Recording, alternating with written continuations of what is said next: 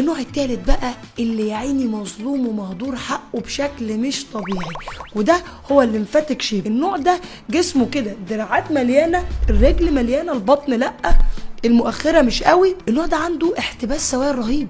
النوع ده ما بينزلش بسرعه في الوزن. تيجي تعمل دايت، المفروض مثلا صاحبها تخس 8 كيلو، تخس هي 4، تخس هي 5. ايه ده ليه؟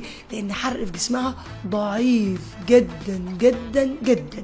النوع ده تصريف الليمفاوي في جسمها ضعيف، الجهاز الليمفاوي المسؤول عن التخلص من السموم اساسا ضعيف. كمان دايما عندهم بقى سيلولايت وعندهم ستش مارك، ودايما بقى لما تعلم بسرعه من اي خبطه التمرين بالنسبه لها مجهد جدا. كمان بتلاقي مثلا لو كانت حاجه مالحه جامد الخاتم عندها ما بيطلعش كويس، ايديها منفخه، وشها منفخ.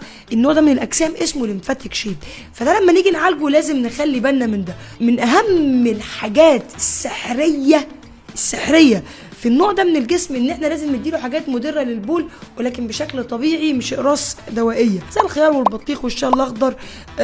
ولازم يعملوا بقى ايه؟ حاجات تحفز الجهاز الليمفاوي، يعني يعملوا مساج، ممكن يعملوا مثلا يتنططوا على الترامبولين، ممكن مثلا يتمشوا، ممكن مثلا تدخل ساونا. الكلام ده بيفرق جدا معاها، لانه بيفرق قوي قوي قوي في جسمها وفي النتائج بتاعتها. ولازم تبقى عارفه ان معدل نزولها في الوزن اقل من باقي الناس.